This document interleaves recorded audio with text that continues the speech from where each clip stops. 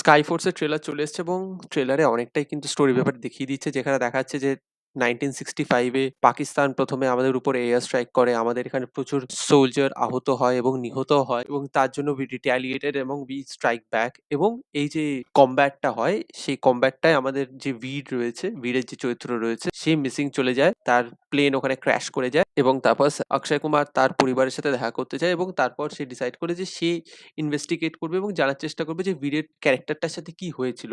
এবং একটা লম্বা টাইম স্প্যান এখানে কভার করা হবে, বোঝাই যাচ্ছে। কেন কি অক্ষয় কুমারকে গ্রে চুলে দেখানো হচ্ছে। তো একটা লম্বা টাইম স্প্যান যাবে। ট্রেলারে অনেকটাই দেখিয়ে দিয়েছে। তো ১ম জিনিস আমি যদি বলে দিই, দেখুন এই সিনেমাটা তখনই কাজ করবে, এরিয়াল কমব্যাট তো ঠিক আছে, সেই ব্যাপারে আমি পরে আসছি। এই যে একটা লম্বা টাইম স্প্যান যাবে, অক্ষয় কুমার এবং বীরের চরিত্রর কমরাড্রি, বন্ডিংটা কিভাবে দেখানো হয় এবং এই যে ইনভেস্টিগেশন ব্যাপারটা হবে, সেখানে আপনাদের কতটা ইমোশনালি ইনভেস্ট করতে পারবে, সেটার উপর ডিপেন্ড করছে এই সিনেমাটা ওয়ার্ড অফ মাউথে কিরকম গ্রো করবে না করবে। এবং ভিএফএক্স এর কথা আমি যদি বলে দিই, দেখুন ভিএফএক্স আমার খুব একটা ভালো লাগেনি। আপনার কাছে যদি high end graphic designing tools থাকে, যে সফটওয়্যার গুলো থাকে, তার কাছে তার মধ্যে অনেক প্রিসেটস রয়েছে। এখন অনেক রেডিমেড প্রিসেটস পাওয়া যায়, যেখানে পাঠান এবং ফাইটারে ইউজ করা হয়েছিল, টাইগারেও সেম টেরেন ইউজ করা হয়েছিল। আমার মনে হচ্ছে ওই সেম প্রিমেড টেরেন গুলোকে এখানে ইউজ করা হয়েছে with little bit of extra elements and colour grading, nothing new. কাজে আমার ওই যে টেরেনটাকে ইউজ করা হচ্ছে, যেখানে এরিয়াল কমব্যাটটা সিচুয়েশন হচ্ছে, সেটা কিন্তু আমার খুব একটা ভালো লাগেনি। এটা আমি প্রথম কথা বলে দিলাম। এবং এখানে ভিএফএক্স এর কাজটা না খুব একটা পলিশড লাগেনি। এক্সপ্লোশন বলুন বা এরিয়াল কমব্যাট বলুন, সেখানে আমার খুব একটা ভালো লাগেনি। রাদার ওরা যখন আমাদের উপর ফার্স্ট এয়ার স্ট্রাইক করছে, সেইখানটা আমার খুব ভালো লেগেছে। এবং অক্ষয় কুমারকে খুব একটা আমার আহামরি লাগেনি। শরৎ কেলকার রয়েছে এবং অন্যান্য অনেক চরিত্র রয়েছে। সারা আলি খান রয়েছে এবং প্রচুর লোক রয়েছে। তো এখানে এই যে পলিটিক্স অফ বিউরোক্র্যাটসদের ইনভলভমেন্টটা রয়েছে, সেটা যত ভালোভাবে দেখাতে পারবে এই সিনেমাটা ওয়ার্ড অফ মাউথে, তাহলে তত ভালো গ্রো করবে এবং maybe it can be a sleeper hit. Depend করছে ইমোশনাল পার্টটা কিরকম করে এক্সিকিউট করতে পারে। দেখুন ম্যাডক তেমনি কোনো আহামরি বিশাল বড় ইয়ে নেই।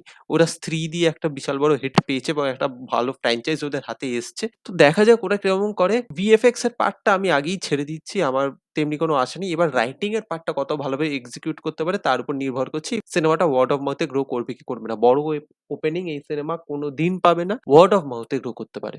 তো দেওয়ার টিজার চলে এসছে। তো টিজারটা খুবই ছোট রাখা হয়েছে, আন্ডার আ মিনিট, এবং এখানে আমরা কিছু রাশেস দেখতে পাচ্ছি যে দেবা খুব ভায়োলেন্টলি বা খুব এনার্জেটিক্যালি ডান্স করছে এবং তার মাঝখানে আমরা জাম্প কাটস দেখতে পাচ্ছি যে তার বিভিন্ন কীর্তিকলাপ, সে কিভাবে একটা সোয়াগার নিয়ে চলে, খুব অ্যাগ্রেসিভ, এবং তার উপরেও অ্যাটাক করা হচ্ছে। সে কি করে ক্রিমিনালসদের ট্যাকেল করে, সে যখন অন গ্রাউন্ড ইনভেস্টিগেট করে সে কতটা হট হেডেড, সেটা আমাদেরকে খুব ভালোভাবে দেখানো হচ্ছে। এবং এখানে অ্যাকশন সেট পিসেস গুলোকে আমাদের দেখানো হচ্ছে, চেজ সিকোয়েন্স কিছু দেখানো হচ্ছে এবং সেগুলোকে দেখতে কিন্তু খুব ইন্টারেস্টিং লাগছে এবং শাহিদ কাপুরকে কিন্তু খুব ভালোভাবে প্রেজেন্ট করতে পেরেছে রশন অ্যান্ড্রিউস। এবার কথা হচ্ছে this is a remake movie, কিন্তু আমার মনে হয় এই সিনেমাটা চলে যেতে পারে। কেন আমি বলে দিচ্ছি, দেখুন এটা যে মুম্বাই পুলিশের উপর রিমেক করা হয়েছে, পৃথ্বীরাজ সুকুমারের যে সিনেমাটা রয়েছে, সেটার কিন্তু কোনো হিন্দি ডাব অ্যাভেলেবেল নেই।